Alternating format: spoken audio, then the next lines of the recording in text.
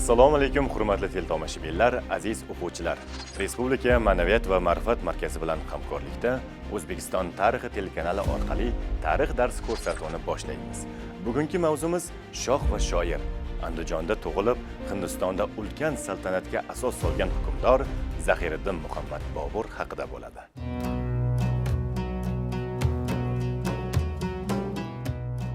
Darsimizni quyidagi 4 reja asosida olib boramiz.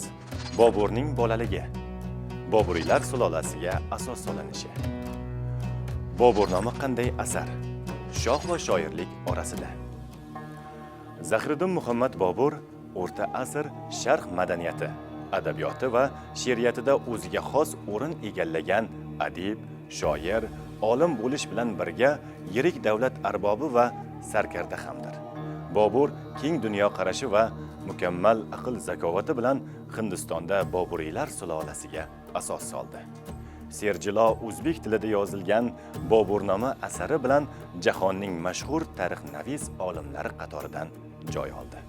Uning nafis g'azal va ruboiylari turkiy she'riyatning eng nodir durdonalari sanaladi. Mubayyin, Xatti Boburiy, Harb ishi, Aruz haqidagi risolalari esa islom qonunshunosligi, she'riyat va til nazariyasi sohalariga munosib hissa bo'lib qo'shildi. Zahiriddin Muhammad Bobur 1483-yilning 14-fevralda Andijonda Farg'ona ulusining hokimi Umarshayx Mirzo oilasida dunyoga keldi. Bu davrda Markaziy Osiyo va Xurosonda turli hokimlar, aka-ukalar, tog'a-jiyanlar, amakivachchalar o'rtasida hokimiyat, ulug' bobolari Amir Temur tuzgan yirik davlatga egalik qilish uchun kurash nihoyatda keskinlashgan edi. Adabiyot, nafis san'at, tabiat go'zalligiga yoshligidan mehr qo'ygan Zahiriddin barcha Temuriy shahzodalar kabi bu ilmlarning asosini otasi saroyida, yetuk ustozlar rahbarligida egalladi. Biroq uning betashvish yoshligi uzoqqa cho'zilmadi. 1494-yili otadan yetim qoldi. 12 yoshida otasi o'rniga Farg'ona ulusining hokimi etib ko'tarilgan Bobur qalamni qilichga almashtirib, Andijon taxti uchun ukasi Jahongir Mirzo, amakisi Sulton Ahmad Mirzo, tog'asi Sulton Mahmudxon va boshqa raqiblarga qarshi kurashga majbur bo'ldi. Bobur ukasi Jahongir Mirzo bilan murosaga kelish uchun unga yon berishga, Farg'ona ulusini ikkiga taqsimlab, yarmini ukasiga topshirishga qaror qildi. O'zi Samarqand uchun olib borilayotgan kurashga kirishib ketdi. Bir necha yil davom etgan bu kurash qirg'inbarotdan boshqa biron natija bermadi. Unda katta harbiy kuch bilan aralashgan Shayboniyxonning qo'li baland keldi va Bobur Samarqandni tashlab ketishga majbur bo'ldi. 1504-yili Shayboniyxon Andijonni ham qo'lga kiritgandan so'ng Bobur janubga qarab yo'l oldi va Kobul ulusida o'z hokimiyatini o'rnatdi. 1505-1515-yillarda u Markaziy Osiyoga qaytishga bir necha bor urinib ko'rdi, ammo bu urinishlaridan hech qanday natija chiqmadi. So'ng o'z mavqeini yanada mustahkamlash maqsadida 1519-1525-yillar davomida Hindistonni qo'lga kiritish uchun bir necha bor janglar olib bordi. 1525-yilda Bobur Rana Sango bilan ittifoq tuzib, Shimoliy Hindistonni egallash maqsadida Ibrohim Lodiga qarshi jangga kirdi. 1525-yil kech kuzda Bobur Panjobni bo'ysundirdi. 1526-yilda Panipat qishlog'i yaqinidagi birinchi jangda Bobur shoh qo'shini Dehli sultoni Ibrohim Lodining ukasi Mahmud Lodi qo'shini ustidan g'alaba qozonib, Bengal shohi Nusrat shoh bilan do'stona aloqalarni o'rnatdi. 1526-yil apreldagi Panipat jangida Bobur asosiy raqibi Dehli sultoni Ibrohim Lodining 100 ming kishilik qo'shinini o'zining 12 minglik askari bilan tormor qiladi hamda Dehlini egallaydi. 1527-yil martda Bobur Sikri yaqinidagi jangda Rajpurlar sardori Rana Sango qo'shinini tormor etib, butun Shimoliy Hindistonni bo'ysundiradi. Zahiriddin Bobur Hindistonda Boburiylar imperiyasiga asos solish bilan birga pochta aloqa sohasiga ham jiddiy o'zgartirishlar kiritdi. Vaqt birligiga yangilik joriy etdi. Arxitekturada Movarounnahr me'morlik uslublarini qo'lladi. Milliy artilleriya, harbiy dengiz flotiga asos soldi. Bu sulola obro' va tarixchiligida buyuk Mo'g'ullar nomi bilan mashhur bo'lgan. Aslida esa ulug' ajdodimiz tuzgan Boburiylar sulolasi Hindistonda 300 yildan ortiq hukmronlik qildi. Bobur Hindistonda siyosiy muhitni barqarorlashtirish, Hindiston yerlarini birlashtirish, shaharlarni obodonlashtirish, savdo-sotiq masalalarini to'g'ri yo'lga qo'yish, bog'-rog'lar yaratish ishlariga homiylik qildi. Hindistonda hozirgacha mashhur bo'lgan me'moriy yodgorliklar, bog'lar, kutubxonalar, karvonsaroylar qurdirish, ayniqsa uning o'g'illari va avlodlari davrida keng miqyosda yoyildi. Hindiston san'ati va me'morchiligiga Markaziy Osiyo uslubining kirib kelishi sezila boshladi. Bobur va uning hukmdor avlodlari huzurida o'sha davrning ilg'or va zehni o'tkir olimlari, shoirlari, musiqashunoslari va davlat arboblarini mujassam etgan mukammal bir ma'naviy, ruhiy muhit vujudga keldi. Boburiylar davlatidagi madaniy muhitning Hindiston uchun ahamiyati haqida Javaharlal Neru shunday yozgan edi. Bobur Hindistonga kelgandan keyin katta siljishlar yuz berdi va yangi rag'batlantirishlar hayotga, san'atga, arxitekturaga toza havo baxsh etdi. Madaniyatning boshqa sohalari esa bir-birlariga tutashib ketdi. Boburning butun jahon ommasiga mashhur bo'lgan shoh asari Boburnomadir. Ma'lumki, unda Bobur yashagan davr oralig'ida Movranahr, Xuroson, Eron va Hindiston xalqlari tarixi yoritilgan. Asar asosan 3 qismdan iborat bo'lib, uning birinchi qismi 15-asrning ikkinchi yarmida Markaziy Osiyoda ro'y bergan voqealarni, ikkinchi qismi 15-asrning oxiri va 16-asrning birinchi yarmida Qobul ulusi, ya'ni Afg'onistonda ro'y bergan voqealarni, uchinchi qismi 16-asrning birinchi choragidagi Shimoliy Hindiston xalqlari tarixiga bag'ishlangan. Boburnomada o'sha davrning siyosiy voqealari mukammal bayon qilingan.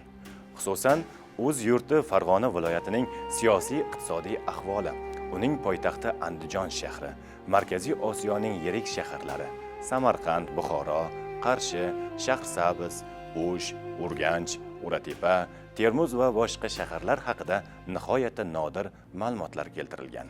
Ularda Qobul ulusining yirik shaharlari Qobul, G'azna va ular ixtiyoridagi ko'pdan ko'p tumanlar, viloyatlar, Shimoliy Hindiston haqida ma'lumotlarni uchratish mumkin. Boburnomani varaqlarkansiz ko'z oldingizdan Markaziy Osiyo, Afg'oniston va Hindiston xalqlariga xos bo'lgan fazilat va nuqsonlar, Bobur davlatidagi siyosiy va ijtimoiy hayotning to'liq manzarasi namoyon bo'ladi.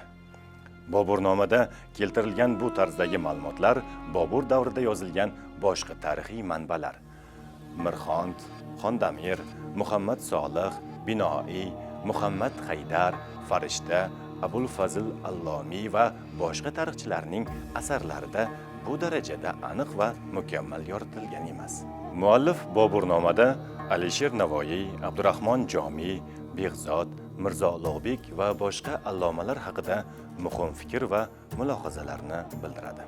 Boburnoma Movranahr, Xuroson, Hindiston, Eron xalqlarining 15-asr oxiri, 16-asr birinchi yarmidagi tarixini o'zida aks ettirgan.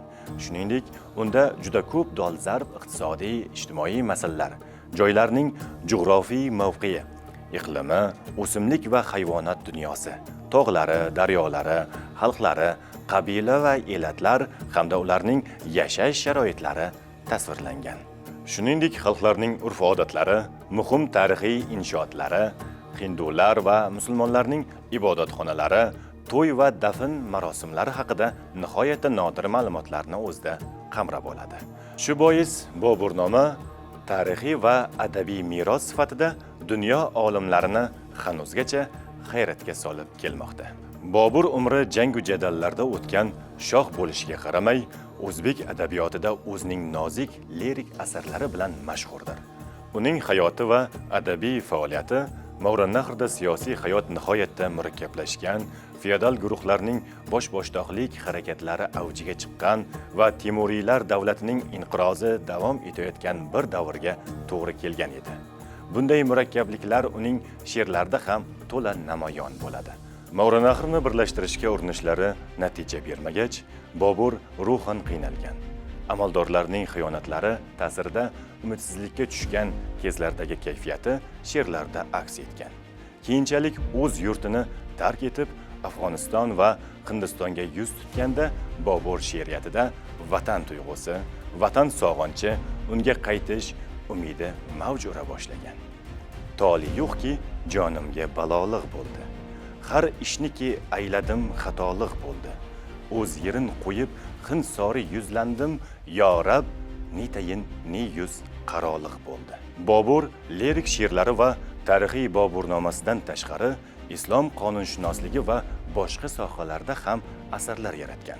1522-yilda o'g'li Humoyunga atab yozgan Mubayyin nomli asarida o'sha zamon soliq tizimini, soliq yig'ishning qonun qoidalarini, shariat bo'yicha kimdan qancha soliq olishi va boshqa masalalarni nazmda izohlab bergan. Xatti Boburiy deb atalgan risolasida arab alifbosini turkiy tillar, xususan o'zbek tili nuqtai nazaridan birmuncha soddalashtirib berishga harakat qilgan. U tajriba sifatida xatti Boburiy alifbosida Qur'oni Karimni ko'chirgan. Boburning aruz vazni va qofiya masalalariga bag'ishlangan Mufassal nomli asari ham bo'lganligi ma'lum, biroq bu asar bizgacha yetib kelmagan. Zahiriddin Muhammad Bobur 1530-yil dekabr oyida Agra shahrida vafot etdi. Hukmdorning vasiyatiga ko'ra farzandlari uning xokini Qobulga olib kelib dafn etdilar. Mustaqillik davrida Zahiriddin Muhammad Boburning hayoti va faoliyatini har tomonlama chuqur o'rganish, uning asarlarini yurtimiz va xorijiy davlatlarda targ'ib qilish borasida keng ko'lamli ishlar amalga oshirildi. Xususan, shoir tug'ilgan kun 14-fevral sanasi har yili mamlakatimiz bo'ylab adabiyot va ilm-ma'rifat bayrami sifatida nishonlanmoqda. Boburshunoslik sohasida ko'plab tadqiqotlar, respublika va xalqaro miqyosda ilmiy anjumanlar muntazam o'tkazilmoqda. Toshkent va Andijon shaharlarida Bobur Mirzoning muazzam haykali o'rnatildi. Uning tug'ilib o'sgan yurti Andijon shahrida Bobur nomidagi xalqaro jamoat fondi va uning tasarrufidagi Bobur va jahon madaniyati kitob muzeyi faoliyat ko'rsatmoqda. Bobur ensiklopediyasi, Bobur kulliyoti, Bobur bibliografiya deb nomlangan salmoqli asarlar nashrdan chiqarildi. Bobur va Dunyo jurnali doimo nashr etilmoqda. Xususan fransuz adibasi Flora Annastilning Boburxon, yana bir fransuz adibi Fernand Grenardning Bobur, amerikalik yozuvchi Harold Lambning Bobur yo'lbars romanlari yuzaga kelgan. Hindistonlik Muni Lal Boburiylar tarixiga asoslangan 6 ta roman yozgan. O'zbek adabiyotida esa Oybek, Firimqul Qodirov, Xayriddin Sulton, Xurshid Davron kabi yozuvchilar Boburga atab qissa romanlar yozgan. Ayniqsa Firimqul Qodirovning Yulduzli tunlar hamda Boburiy shahzodalar haqida Avlodlar davoni kabi asarlari juda mashhur. Yozuvchi Xayriddin Sulton Bobur qadami yetgan manzillar haqida qiziqarli roman yozgan. Xurshid Davron Samarqand xayoli qissasi Bobur sog'inchi piyesasini yaratgan. Boburning qizi Sharq adabiyotida birinchi tarixchi, olima, adiba Gulbadam Begim Boburnoma asarining davomi sifatida Humoyunnoma asarini yaratadi. Yana bir Boburiy zoda Malika Zibiniso ham mumtoz o'zbek adabiyotida o'zining nafis g'azallari bilan mashhur. Bobur o'zining ma'lum va mashhur asarlari bilan tarixnafis adib, lirik shoir va ijtimoiy masalalar yechimiga o'z hissasini qo'shgan olim sifatida xalqimiz ma'naviy madaniyati tarixida munosib o'rin egallaydi.